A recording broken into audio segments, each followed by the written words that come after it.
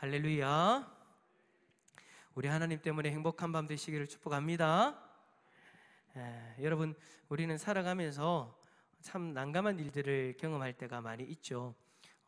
지금 우리의 시기도 그런 시기이지 않겠습니까? 코로나 사태가 조금 좀 잠잠해지나 싶더니 우리 지역, 이 경상도 지역을 제외하고는 지금 난리가 났죠, 그죠? 뭐 500명, 뭐 그렇게 600명까지 가서 이제는 뭐 2단계까지 다시 올라간다, 2.5단계까지 간다, 뭐 그런 이야기도 있고 참 많이 어려운 가운데 있습니다. 우리가 이제 전반적으로 전체 우리 모두가 경험하는 이런 어려움도 지금 우리가 겪고 있지만 개인적인 삶에서도 그런 어려움들이 다 있죠. 그럴 때마다 혼자 우리가 감당하기 힘들 때 우리는 주위 사람들에게 조언을 구할 때가 참 많이 있습니다. 우리가 그렇게 조언을 듣는 이유는 혼자서 판단을 하는 것보다 친구나 선생님 그리고 부모님의 도움 말을 듣고 결정을 좀 더 쉽게 내리기 위해서, 좀 더 마음의 위로를 받기 위해서 어떤 뭐 그런 이유들을 가지고 그런 조언들을 듣죠. 그런데 조언을 들을 때에는 그 조언을 하는 사람이 어떤 사람인가가 참 너무나도 중요한 것 같습니다. 왜냐하면 우리가 듣는 그 조언이 우리를 구하기도 하지만 더 깊은 수렁에 빠지게 할 수도 있기 때문이죠. 그래서 누구의 조언을 듣는가 참 중요한 것 같습니다. 오늘 하루를 여러분 사시면서 오늘 하루도 참 여러분들은 여러 사람에게 조언을 들었을 수도 있어요. 여기 있는 우리 초등부 친구들이나 중고등부 친구들은 옆에 있는 친구들에게 조언을 들었을 수도 있고, 옆에 우리 여기 이 자리에 있는 우리 어른분들은 성도님들은 직장 동료로부터 조언을 들었겠죠. 근데 그 조언을 하는 사람이 참 지혜로운 사람이면 그나마 다행인데 그러지 못할 때가 참 문제가 있죠. 특히 우리 친구들 같은 경우는 초등학생 친구들이나 우리 중고등학생 친구들은 참 그 조언이 너무나도 중요한 시기인 것 같아요. 특별히 지금 이 자리에 지금 우리 고3 친구들 2명이 앉아 있거든요. 야, 저 아들이 대단한 아들입니다. 다음 주 시험입니다. 다음 주 시험인데 준호가 저한테 그렇게 문자가 왔어요. 준호 얘기해도 되지? 뭐 특별한 건 아니니까. 준호가 저한테 오늘 문자가 왔어요. 목사님, 오늘 저 기도회 가려고 하는데 저 드럼 안 치면 안 돼요? 근데 그 마음이 저에게 감동이 오는 거예요. 그 말이. 왜냐하면 저한테는 뭐라고 들렸냐면, 목사님 저 오늘 기도하고 싶어요. 드럼 치는데 집중하기보다 이제 한 주간 시험이 남았는데 내가 하나님 앞에 기도하는데 집중하고 싶어요. 준호야, 맞지? 그렇지. 목사님 오해한 거 아니지, 그지? 제가 너무 감동이 돼가지고 그래라 라고 제가 보냈거든요. 한 주간을 앞에 두고 기도하는 자리에 나왔다는 게 참 너무나도 감사하죠, 그죠? 그러니까 저 친구들은 지금 좋은 한마디 한마디가 너무나도 중요한 시기예요. 그러니까 지금 학교를 지금 이제 정해야 되거든요. 저 옆에 있는 지금 검은색 입은 채영이는요, 채영아 얘기해도 되지? 그치? 축하할 일인데 학교 됐어요. 박수 한번 주시고. 네. 학교가 됐어요. 다른 친구들 같아서 지금 학교 됐으면 공부도 안 하고 지금 놀러 다니고 난리 났을 건데, 제가 이때까지 경험한 애들 대부분이 그렇거든요. 그 수능 치기 전에 이미 수시가 합격된 친구들은 공부 안 해요. 그리고 뭐 다 놀러 가죠. 근데 오늘 와서 공부를 하는 거예요. 누구에게 이야기를 들은지는 모르겠는데 아마 준호가 협박을 했을 거예요. 너 공부하러 오면 이런 식으로 협박을 했는지는 모르겠는데, 어쨌든 믿음의 친구들이 옆에서 저렇게 서로가 우리 기도하자라고 이야기를 해서 서로가 저 자리에 있다는 것이 얼마나 감사한 겁니까, 그죠? 근데 잘못된 친구들을 만나면, 야 공부 뭐하러 해? 뭐하러 기도하러 가? 야 우리 이때까지 고생했는데 오늘 이제 놀러 가자. 금요일 밤 불금 만들자. 막 그렇게 이야기하고 나간 친구들도 있을 거예요.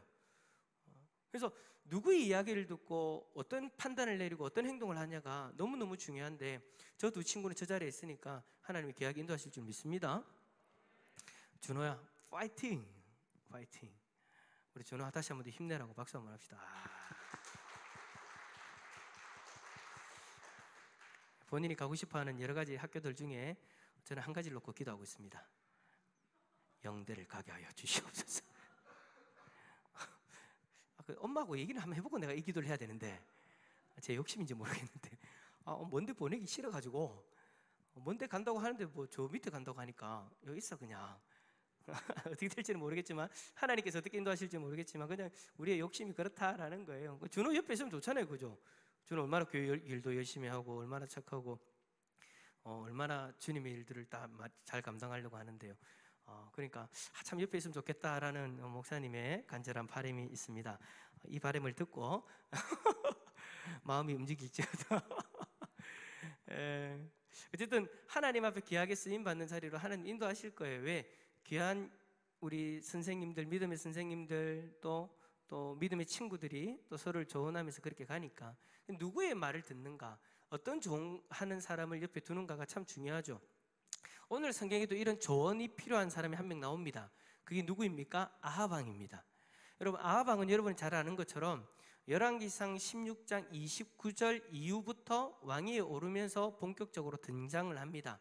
그런데 이제 20장까지는 아합 왕과 엘리야의 대결의 내용들을 그리면서 아합보다는 엘리야에게 초점을 맞추어서 그렇게 성경의 내용이, 스토리가 진행이 되어져요. 엘리야가 어떤 기적을 경험했고, 그 엘리야가 아합 왕과 싸우면서 어떤 일들이 일어났는가, 또 엘리야가 특별히 우리가 잘 아는 것처럼 마음이 무너진 적도 있잖아요. 근데 또 그런 엘리야를 하나님 또 회복시켜 주시고 인도하시는 그런 하나님에 대해서 그려내고 드러내고 있죠. 하지만 오늘 본문 20장부터는 엘리야에서 이제 시선이 아합 왕에게로 고정되어집니다. 성경의 이야기가 이제 아합 왕을 중심으로 그렇게 흘러가요. 근데 여러분, 엘리야와 아합 왕은 좀 극과 극의 사람이죠. 엘리야의 삶은 앞에서 얘기했던 것처럼 하나님 중심적인 삶, 하나님과 동행하는 삶이었어요. 엘리야가 약해서 쓰러졌을 때 하나님께서 엘리야에게 힘을 주시고 말씀해 주셨고, 엘리야는 그렇게 다가오시는 하나님 앞에 순종하는 삶을 살았죠. 하지만 아합은 전혀 그러지 않았어요. 16장 30절에 보니까 아합 왕에 대해서 뭐라고 소개를 하냐면, 이전의 모든 사람보다 여호와 보시기에 악을 더욱 행하였다. 이전에 앞에 있었던 그 믿음의 사람들, 아니 그 이스라엘의 사람들보다도 더 악하게 이 아합 왕은 살았다, 정말 악한 사람이었다라고 이렇게 평가합니다.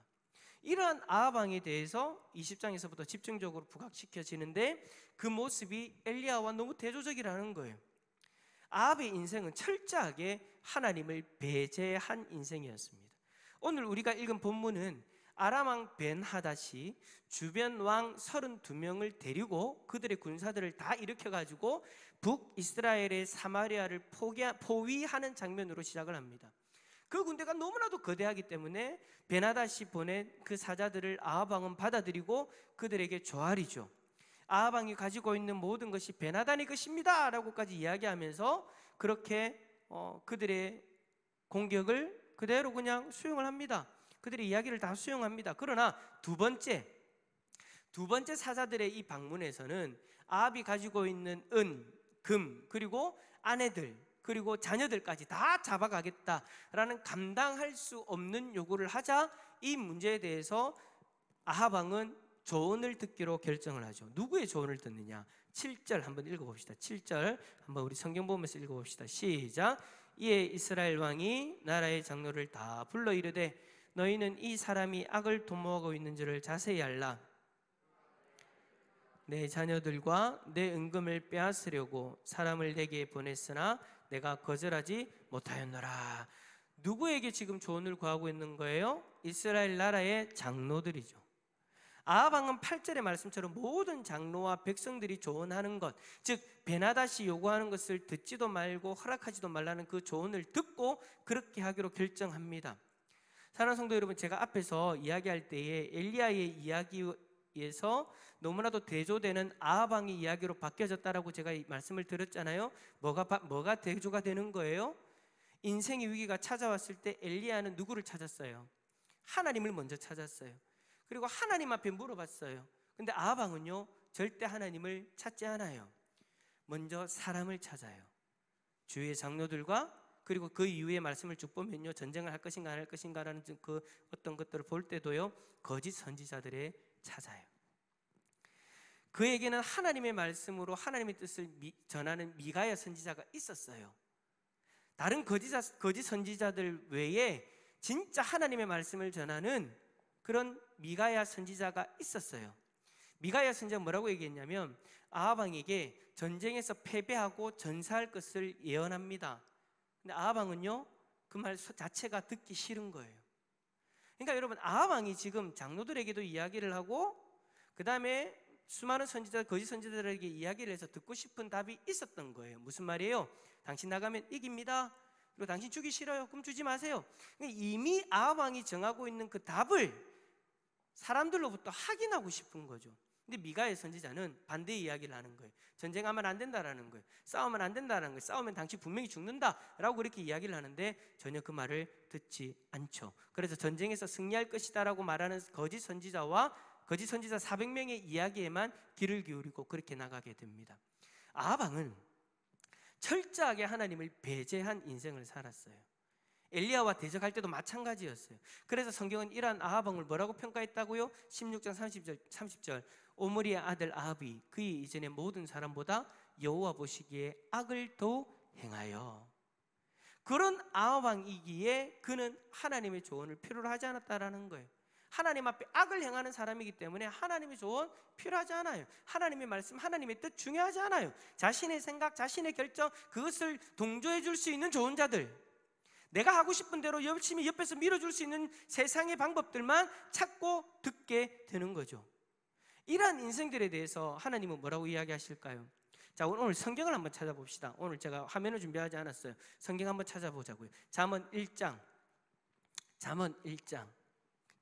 잠언은 구약 성경입니다. 우리 초등학생 친구들 위해서. 잠언 1장 25절부터 26절. 잠언 1장 25절 26절 한번 읽어봅시다. 잠언 1장 25절에서 26절입니다. 시작.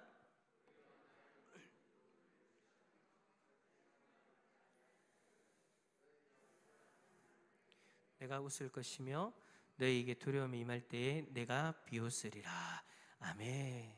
하나님을 철저히 배제하고 자신이 듣고 싶은 이야기만을 쫓아서 주위의 사람들에게 귀를 기울이고 사람의 조언만 구하는 사람, 하나님의 책망과 교훈을 멸시하고 받지 않는 사람, 하나님의 말씀을 읽을 때마다 이거는 싫어하고 배제해버리는 사람, 하나님은 너무나도 우리에게 정답만 요구하셔, 너무 부담돼, 다 배제해버리고 듣지 않는 사람, 뭐라고 이야기한다고요? 너희가 재앙을 만날 때에 내가 웃을 것이다. 내 말을 무시하고 내 책망을 받지 않는 이가 재앙을 만날 때마다 내가 웃을 것이다. 너희에게 두려움이 임할 때마다 내가 비웃으리라. 하나님을 무시하고 하나님의 조언보다 사람의 조언을 쫓는 이들에게 하나님은 비웃으신다라고 이야기합니다. 아합의 인생이 바로 이 인생인 거예요. 하나님의 비웃음의 대상. 어떤 이들은 가끔 착각합니다. 학식이 있거나 권세가 있고 사람들로부터 인기 있는 사람들이 하나님을 비웃고 하나님을 업신여기면 그들의 이야기가 정말인 것 같고 그들이 하나님보다도 더 높아진 것처럼 그렇게 여기고 그들의 이야기를 받아들이죠. 좀 이번에 그 코로나19로 인해서 참 교회를 향한 공격들이 많이 있었잖아요. 저는 걱정이 우리 기존의 성도님들은 잘 이겨냈을 거라고 보는데 우리 학생들, 여기 있는 초등학생들이나 중학생, 고등학생들은 아직까지 그 부분들에 대해서 참 많이 마음이 흔들렸을 것 같아요. 그리고 믿음 생활을 막 시작하신 분들도 많이 흔들렸을 것 같고, 어떤 말이냐면 교회에 대해서, 하나님에 대해서 좀 학식 있다고 이야기하는 사람들, 좀 인기 있다라고 이야기하는 사람들, 그들이 나와가지고 하나님에 대해서, 신앙에 대해서, 믿음에 대해서 부정적으로 이야기하는 것을 듣고 그들의 이야기가 정말 그런 것 같다라고 생각하고 흔들리는 사람들. 그래서 여러분, 제가 아는 친구들 중에 그런 친구들이 있습니다.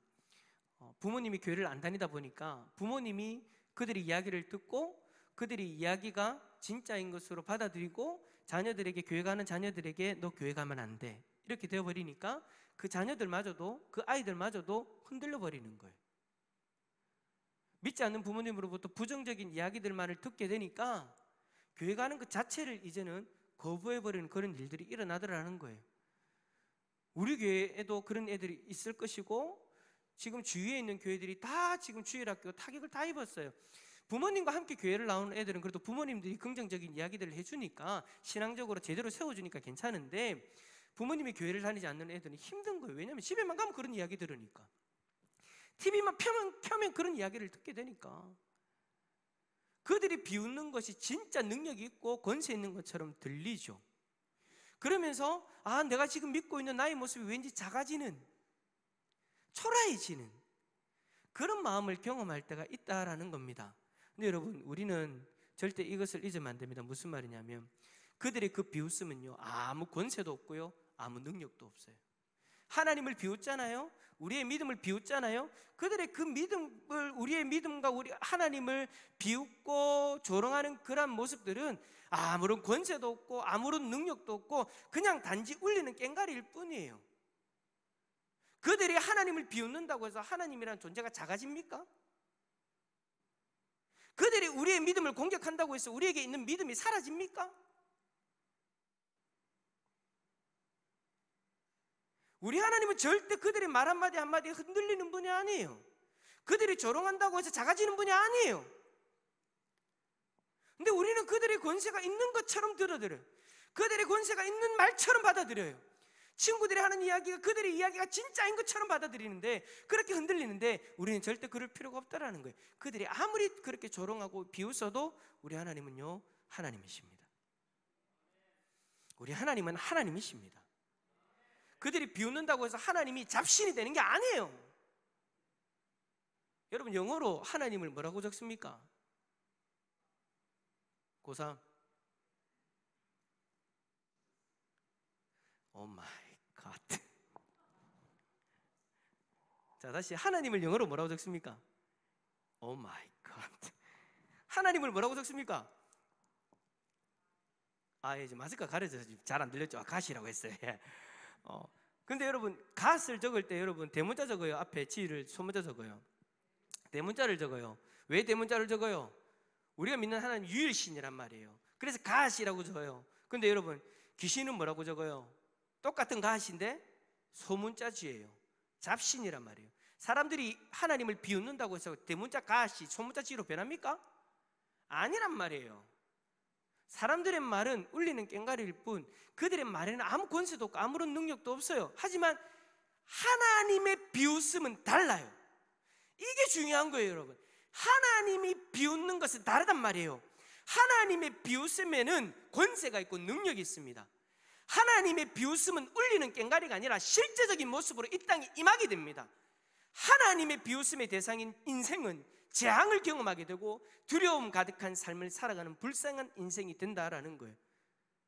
저는 이 자리에 있는 우리 주일학교 친구들이 하나님의 비웃음의 대상이 되지 않았으면 좋겠습니다. 하나님의 비웃음의 대상이 되지 않으면 어떻게 된다라는 거예요? 아까 잠언의 말씀, 하나님의 모든 교훈을 멸시하며 하나님의 책망을 받지 않는 자가 비웃음의 대상이라고 했으니 우리는 어떻게 하면 되는 거예요? 하나님의 교훈을 다 받아들여야 되죠. 하나님의 책망을 들어야 되죠. 세상의 이야기, 세상의 조롱거리에 여러분의 마음과 여러분의 귀를 빼앗기는 것이 아니라 하나님의 책망과 하나님의 말씀에 여러분들의 마음을 집중할 수 있기를 소망합니다. 그 말씀을 받아들일 수 있기를 원합니다. 만약에 그것을 다 거부해버리고, 아니야, 나는 주일학교 때는 부모님 따라서 어쩔 수 없이 교회 갔지만 이제 내가 고등학교 졸업하고 내가 학교에 가면 절대 교회를 가지 않을 거야, 그런 어리석은 이야기를 하지 않기를 바랍니다. 여러분, 오해는 하지 마세요. 저 아이들이 나한테 그랬다는 얘기는 아니고, 그러는 사람은 어떤 사람이라고? 하나님의 비웃음거리가 된다. 저는 왜 그래 웃니 너? 수상한데 나 말아. 여러분, 아합을 보세요. 하나님의 교훈을 무시하고 하나님의 책망을 받지 아니하니까 어떻게 됐어요? 하나님은 21장 29절에 아합 왕의 제약으로 인하여서 그 자녀들이 하나님의 재앙을 경험하고 된다고 했고, 아합 왕은 미가야의 예언대로 전투에서 비참하게 죽게 되죠. 사랑하는 성도 여러분, 오늘 이 시간 우리의 모습을 한번 돌아봅시다. 우리의 모습은 어떻습니까?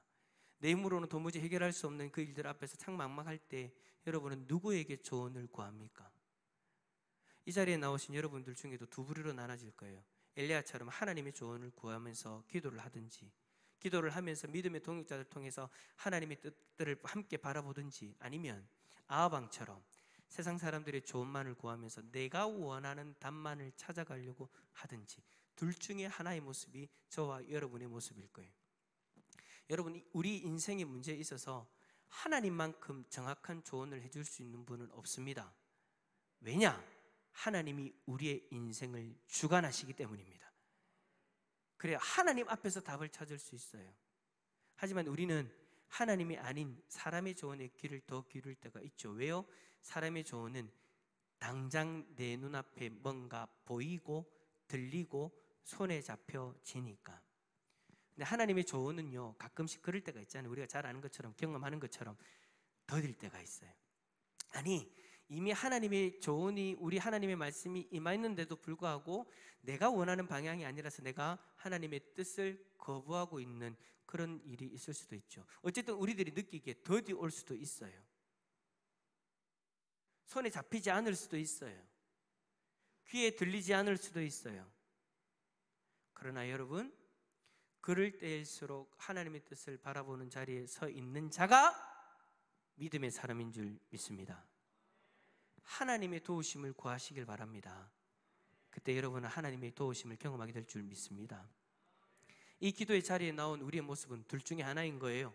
우리의 문제의 해결책을 알고 계신 하나님 앞에 하나님의 뜻을 알기 위해서 이 자리에 오셨든지, 아니면 하나님의 뜻과는 전혀 상관없이 사람들의 이야기를 듣고 이미 내가 결정한 그 내용을 가지고 하나님 앞에 쪼르기 위해서 나왔든지,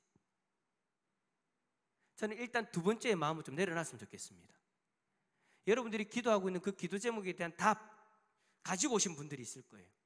하나님, 내가 이 부분에 이런 문제들이 있는데 하나님 이렇게 해주십시오. 아니, 그거 내려놓으시길 바랍니다. 내 안에 답을 내려놓자고요. 그럼 우리는 어떻게 해야 돼요? 하나님, 이 문제가 있습니다. 하나님, 어떻게 해야 될까요? 하나님 앞에 조언을 구할 수 있기를 바랍니다.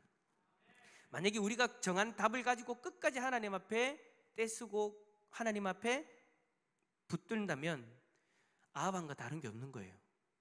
우리는 기도의 자리에서 사람의 조언, 나의 결정 다 내려놔야 됩니다. 내가 이미 정한 답을 다 내려놓고 하나님의 뜻을 구해야 됩니다. 겸손하게 하나님을 의지하면서 하나님의 도우심을 구합시다. 그러면 엘리야를 도우시고 인도하신 하나님이 여러분들을 도우시고 인도하실 줄 믿습니다. 오늘 이 저녁에 그런 모습으로 하나님의 조언을 구하는 하나님의 믿음의 백성들이 되기를 예수 그리스도 이름으로 축원합니다.